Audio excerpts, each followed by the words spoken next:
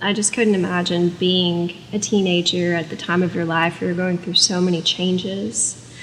You know, you're deciding who you are as an individual. You're gaining some independence. You're looking towards your future. And then all of a sudden, your whole world is turned upside down. CASA stands for Court-Appointed Special Advocates for Children. And basically the organization was created by a juvenile court judge in 1977 that felt like he didn't have enough information when he was making decisions on children's lives. So he actually created CASA to be a voice for children in the courtroom.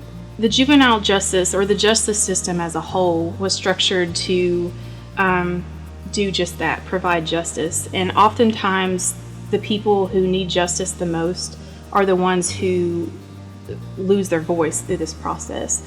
CASA does just that. They give these people their voice back, or these children and these adolescents their voice back in the system.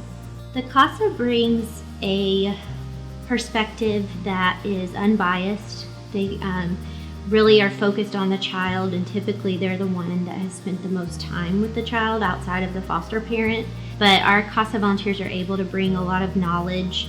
They're able to bring a voice for the child and to really help the child be able to express what they want. She came into custody when she was 14, and she just turned 18, so yeah, it's been about 4 years now. I mean, just so much has gone on. It was Thanksgiving of last year, and I baked some cookies for her and decided I wanted to take them to her school. Went to the school, and they actually said that she was no longer in the district, and so it was sort of a mad scramble to figure out where she was at. And so I was able to figure out at least what school she was transferred to, and was able to sit down with Heaven and kind of figure out her story of upheaval. I had a lot of struggles going on in my family. I had family past and everything while I was in custody, so I couldn't really do anything about it. But you came to see me when you found out about my uncle passing. And you checked in on me a lot, in which honestly no one really did. And I guess that's kind of why,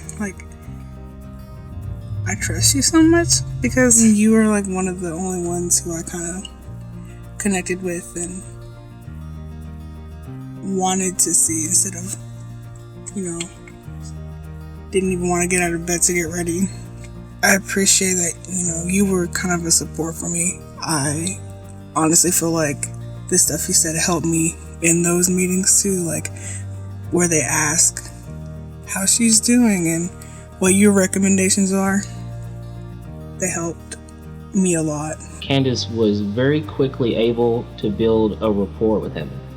It seemed like they were building not necessarily a friendship, but she felt like Candace actually cared about her, which was something that she needed.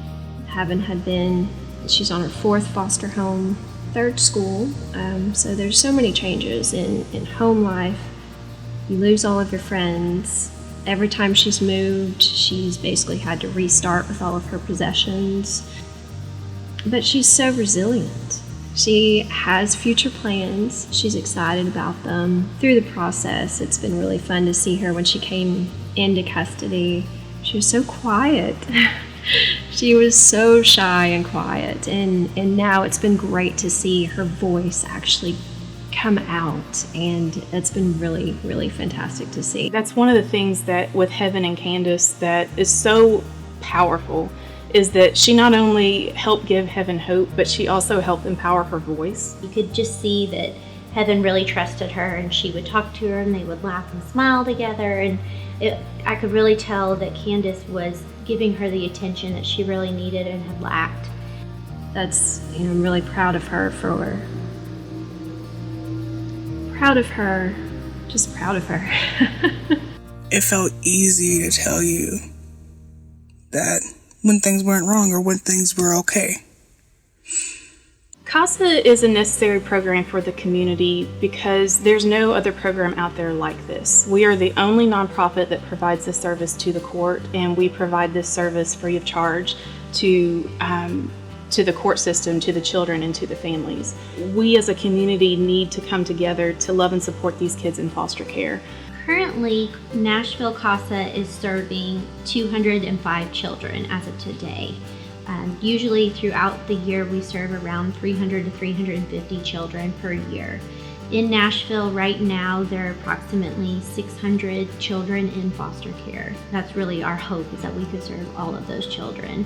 Our volunteers are some of the best people in the city, just because they choose to love a kid that they have never met before, but once they get involved and get to know them, they stick with them, and that's invaluable, I think, to a young person to be able to have that resource.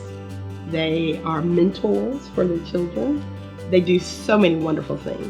Without CASA, there are so many children that would not have that opportunity to have that voice that they have. Every child deserves a happy, loving home, and if we can do that for just one child, we can do that for all of them. I don't see how our community could not be better in the future. You know, in thinking about this process and everything, I kept asking myself, you know, why is this story extraordinary?